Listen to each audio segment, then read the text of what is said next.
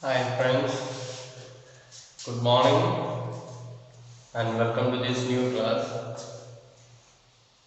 I'm sure you're all aware about the topic about which we are studying, discussing, that is about water resources. And the few previous classes we studied how important water is for us. And someone has predicted by 2025 the world is going to face acute water crisis.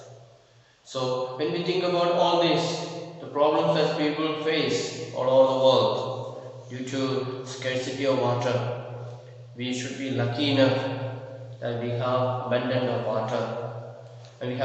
of water and we should be grateful to God, and we also should be concerned for one another by providing water, by using water sparingly and so on. So today let us see about the different river projects that are taken place in our country and different sources of water management and so on. So you can take your textbook, page number 26, multi-purpose river projects and integrated water resources management. So we are talking about conserving water. Let's see how. But how do we conserve and manage water? Archaeological and historical records show that from ancient times we have been constructing sophisticated hydraulic structures like dams built of some rubble, reservoirs or lakes, embankments and canals for irrigation. Not surprisingly, we have continued this tradition in modern India by building dams in most of our river basins. So if you look at in our own country, we find we have so many dams in our country.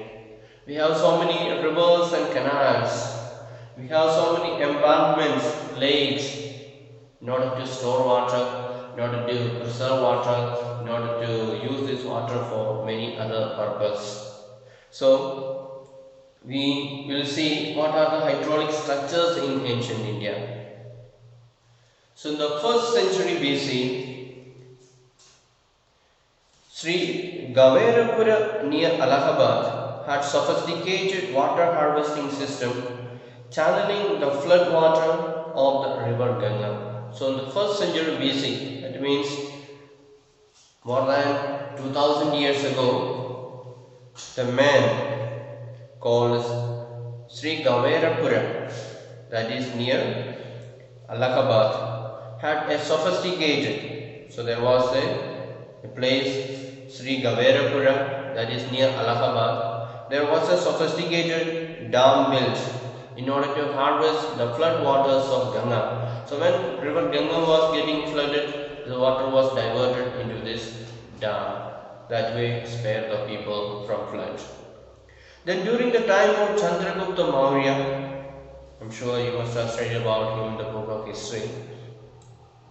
Dams, lakes and irrigation systems were extensively built. So this Chandragupta Maurya, when he was a ruler in India, he had built so many dams and lakes in order to harvest water.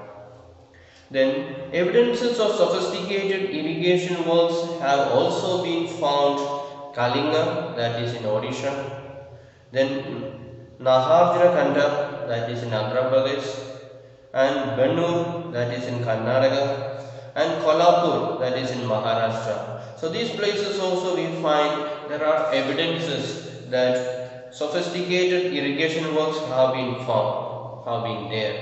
So these were some of the ancient works that people had constructed. Then in the 11th century, Bhopal Lake, one of the largest artificial lakes of this time, was built. So it was an artificial lake, not a natural lake. It was an artificial lake created by human beings. It was built or it was created in the 11th century. And what is the name? Bhopal Lake. So you can underline that. That is one of the artificial lakes created in the 11th century. Then in the 14th century, the tank and house cars Delhi was constructed by Iltutmish for supplying water to City Fort area. So in the 14th century we find there was a tank built in house cars, and that was in Delhi. What was the purpose of it? It was to provide water for city fort. So people who were staying in the fort, city fort, for them to supply water, the government or the ruler had built.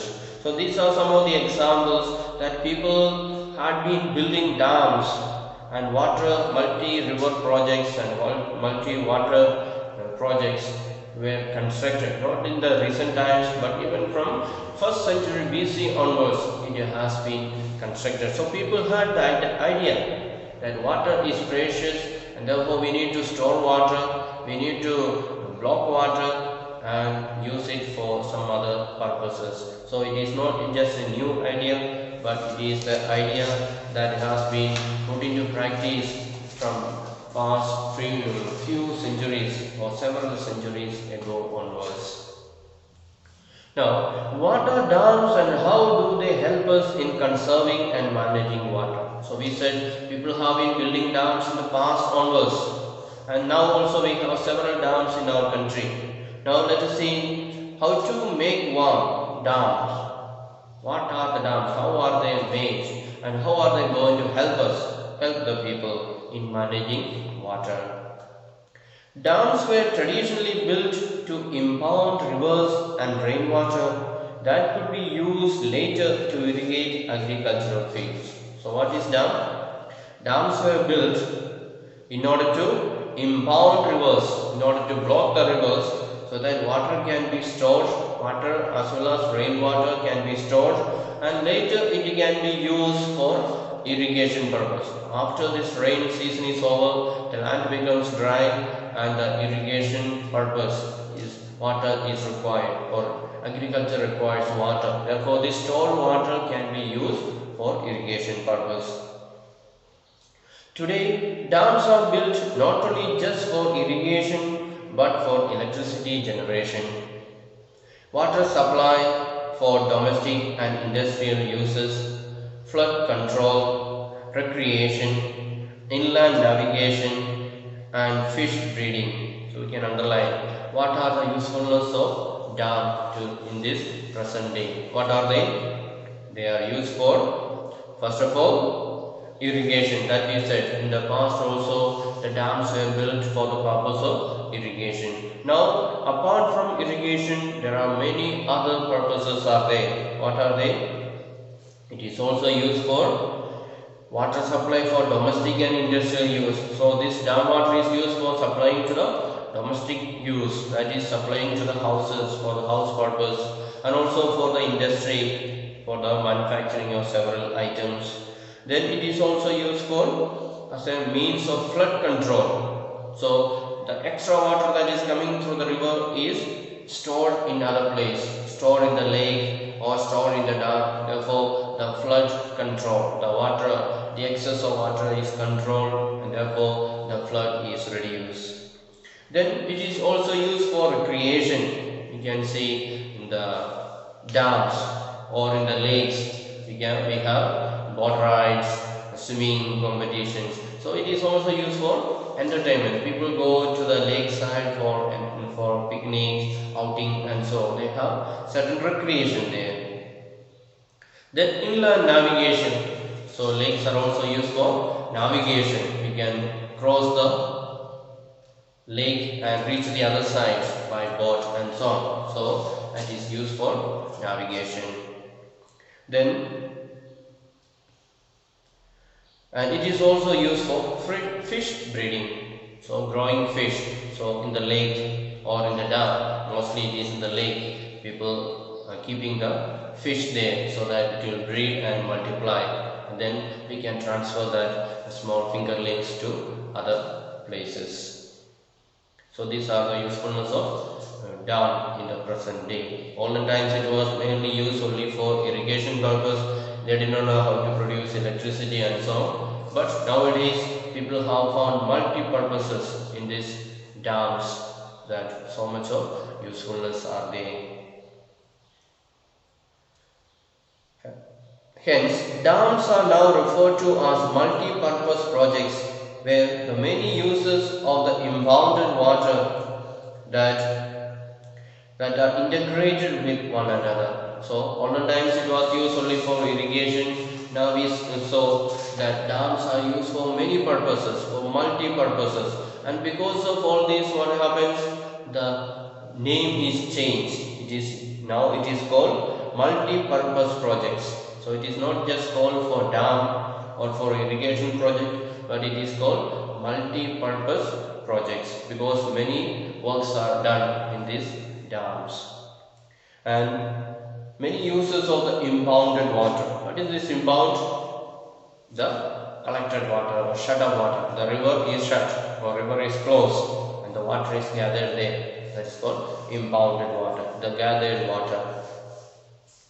For example, in the Satluj-Beas river basin, the Bakra-Nangal project water is being used both for hydropower production and irrigation. So one example of a dam that is built on the river Satluj-Beas, and the name of the project is Bakra-Nangal project, and that is used for both for producing hydroelectric power and also for irrigation. So two purposes it is used for, double purpose. Then similarly, the Hirakud project in the Mahanadi basin integrates conservation of water with flood control. And another dam, the Hirakud dam, you can see in your picture also, Hirakud dam, it also is used for flood control. We can see the huge area covered with water because of the dam. Dam is collecting all those water, and that water is collected there so that other places are saved from flood. The extra water that is gathered here, other places are saved from flood. So many dams have got different purposes. That is why they are known as multi-purpose projects. Now a little column is there. You can see what is explanation there. A dam is a barrier across flowing water that obstructs, directs or retards the flow, often creating a reservoir, lake or impoundment. You can underline. That is the exact definition of a dam. What is a dam? Let's see once again. A dam is a barrier across flowing water.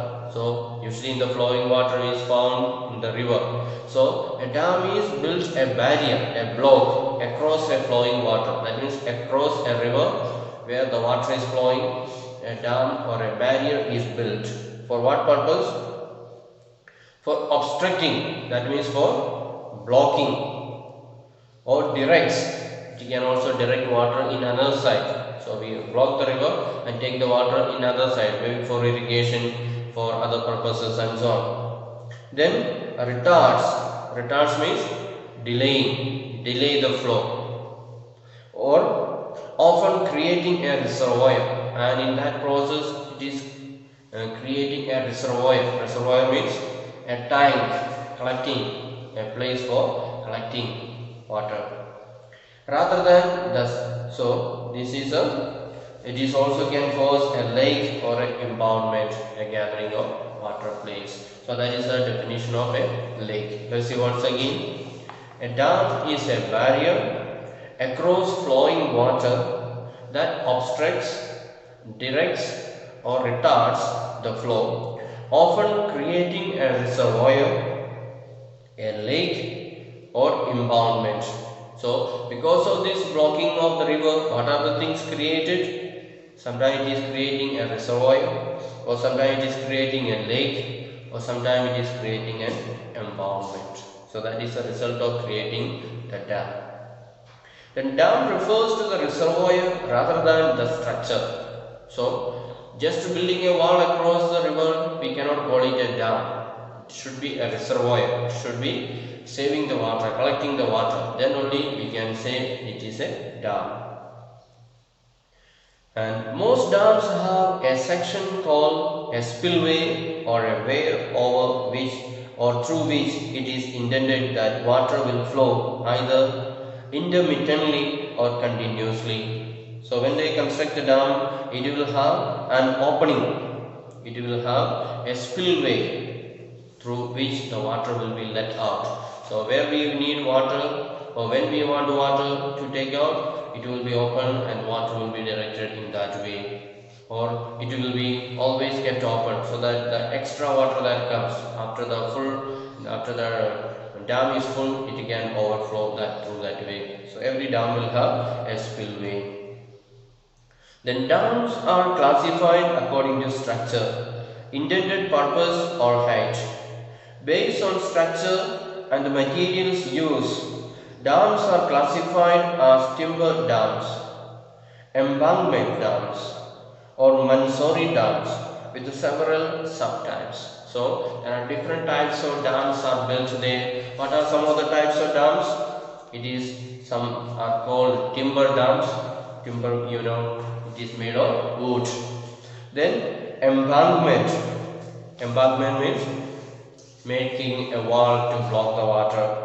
Then it is also known as Mansori. Mansori means made with mason, made with stone, cement and so on. So different types of dams are built according to the ability. So what is built with mason, with the cement and brick, cement and stone and so that will be the biggest and that will be the strongest. So what is made with wood, it may be very small one and so on. Then according to the height, dams can be categorized as large dams and major dams, or alternatively as low dams, medium height dams and high dams. And they will see how high is the dam wall, the wall that is built across the river, how high it is. Accordingly we can call it maybe large dam, or we can call it major dam, or we can say high dam.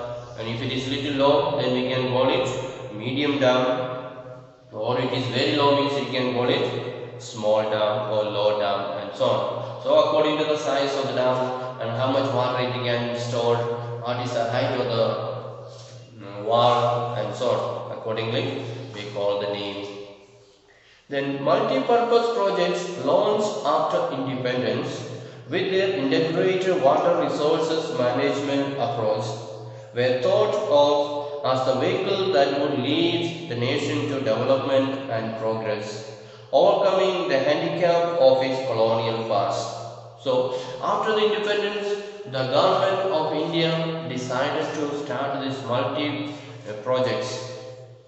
multi-purpose projects, because India thought India was struggling during the British rule. India was not developed at all. British never gave importance to agriculture, never gave importance to protect the environment. They were only exploiting the nation. And now India is on its own. It has got its own government. Therefore, India thought by starting this multi-purpose projects, we will be able to overcome the defects of the British rule. The past struggle, poverty, everything can be overcome, and we can use this water for irrigation and so on. So, government planned out in a well-planned way, in a well-directed way to lead the nation to development through these multi-purpose projects. And Jawaharlal Nehru proudly proclaimed the dams as the temples of modern India. The reason being that it would integrate development of agriculture and the village economy with the rapid industrialization and growth of the urban economy. So, the first Prime Minister, Jawaharlal Nehru, who ruled the country for long 16 years, and he was the first one to initiate all these multi-purpose projects. And when he started different dams in different parts of India, he called them the temples of the modern India. So this how important we are for us, the temples or the worshipping place, because most of the Indians majority of the Indians are religious minded. Therefore, for us, our temples or our worshipping places are very precious. So, in the same way, Nehru told the people that these river projects, multi-purpose projects, they are the temples of the modern India, and they will. What will they do? They will integrate development of agriculture and the village economy. So it will help the people in the village to develop their agriculture. They will be given chance to use this water for irrigation, and they will be able to harvest better. And when their harvest is better, certainly their economy also will improve. So that way it will help the people to develop, and there will be rapid industrialization. So slowly we will start different industries as well, and it will help the growth of the urban economy. So in the village as well as in the town, everywhere the people will be benefited because of these dams. That's why Prime Minister Nehru called this one as the temple of the modern India.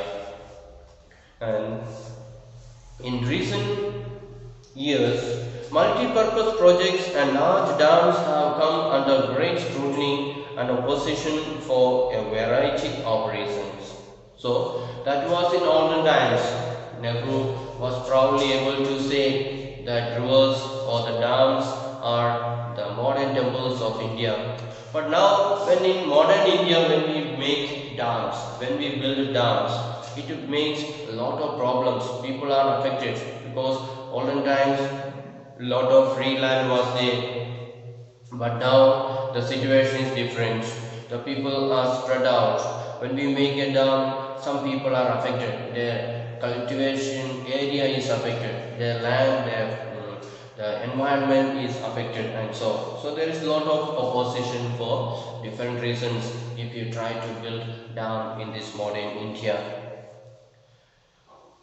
And regulating the damming of rivers affect their natural flow, causing poor sediment flow and excessive sedimentation in the bottom of the reservoir, resulting in rockier streams beds and poorer habitats for rivers' aquatic life. So one reason when we make dams, what happens is, it is the flow of the river becomes slow because the water is blocked. The river cannot have its natural flow. The water is blocked there, therefore the flow of the water becomes slow. If the power of the water is low, what happens? As the water is flowing, it is carrying a lot of sediments, lot of soil also it is bringing. But when the speed is low, it does not carry the much. The water alone will come slowly. Then it is causing poor sediment flow, so that fertile soil does not come anymore with the water, and excessive sedimentation at the bottom of the reservoir. So whatever soil is coming, whatever sediments are coming, it will come and remain at the bottom of this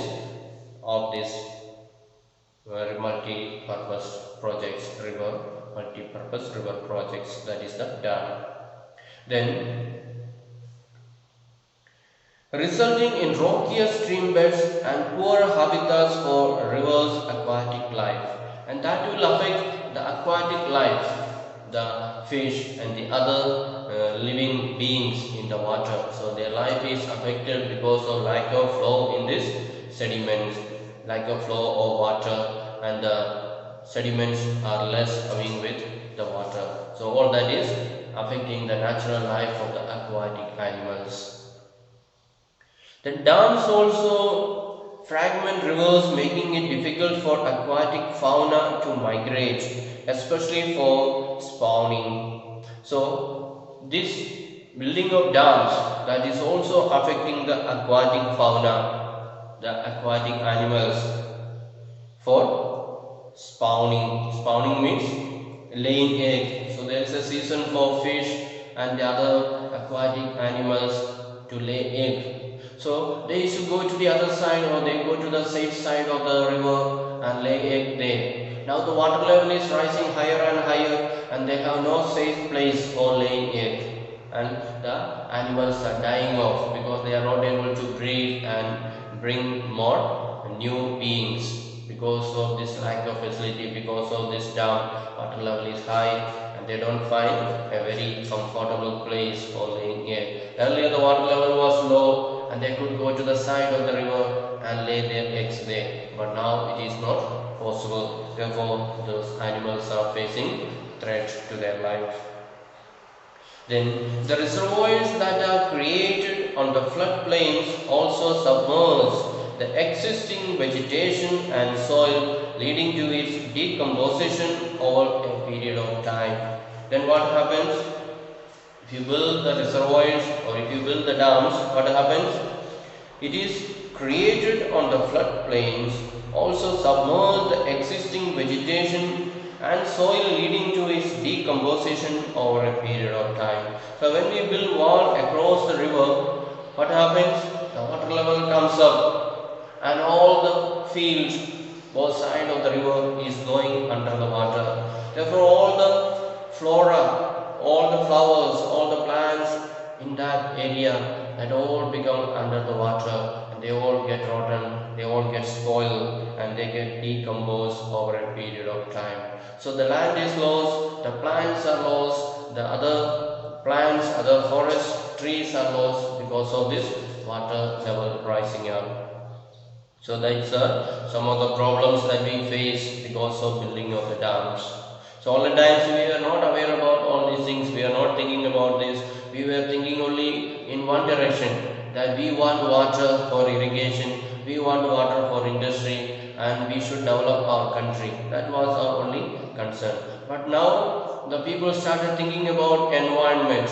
They began to think about the animals, aquatic life, how they are perished, how they are disturbed and so on. So people began to think more and more. Therefore, the present age when government says we shall build a dam, then suddenly the people come forward, they object it, they oppose it and they say these are the reasons we are opposing, these are the things that are going to happen if the dam is built. So therefore we shall not build the dam there. Aquatic life will be affected, the people's life will be affected and so therefore people come forward with protest and the government is not able to overcome that protest. Government is not able to convince the people about the need for dam, or government is not able to promise that they will take care of this aquatic life and so on. So that is how the people are protesting when these multi-river projects are proposed and government takes initiative to construct dams and so on. Then multi-purpose projects and large dams also have been the cause of many new social movements like Narmada Bachao Andolan and Tari Dam Andolan, etc. So when government tries to make the dam, people form association, people form groups to come forward and protest. So some of the examples are Narmada Bachao Andolan. So government was planning to make a river Narmada, a dam in that river, and so people of that area came forward and protested and made a group called Narmada Bachao Andolan. So in order to protest against the government, in order to block the government from making dam there. Or another group was called Thirty Dam Andolan. So wherever government is trying to make huge dams these days, people will protest and people will fight against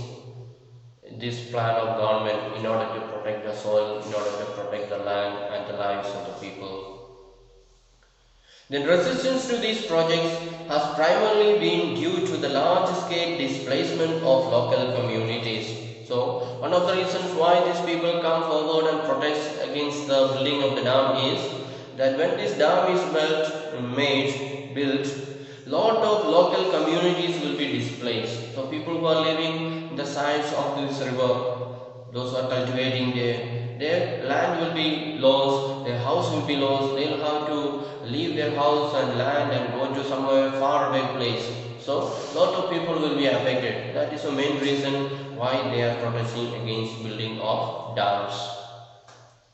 Then local people often had to give up their land, livelihood and their meager access and control over resources for the greater good of the nation.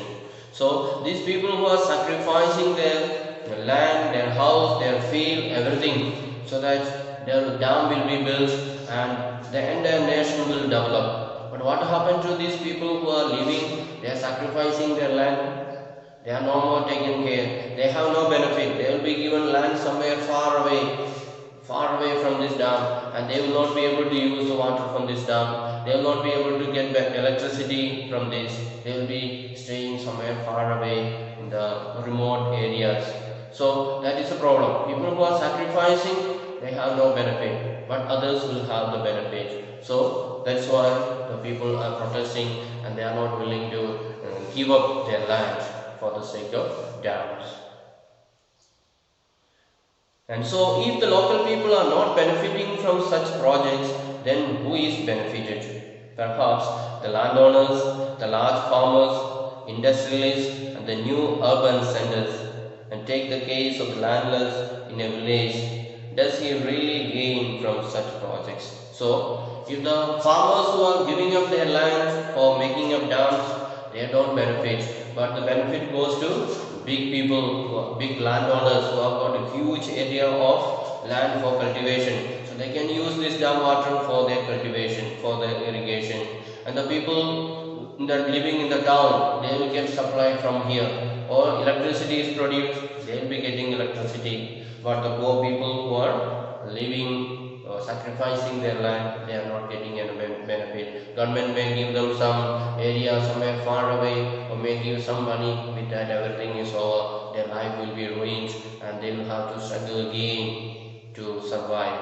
So that is the reason why people have formed association to protest against the building of huge dams in our country, because their future is gone, their cultivation is gone, their house is gone, and they have to transfer from the place where they are living, and they have to go to some other far away, and they are not going to get any benefit from this new dam which is built in their place. Only other rich people or town people or rich farmers, only they are the ones who are going to benefit from it. So when we think about from the side of these people who are sacrificing so much and they don't get any benefit, we feel like joining with them, because they are sacrificing for the sake of others and they don't get any benefit. So we shall wind up today.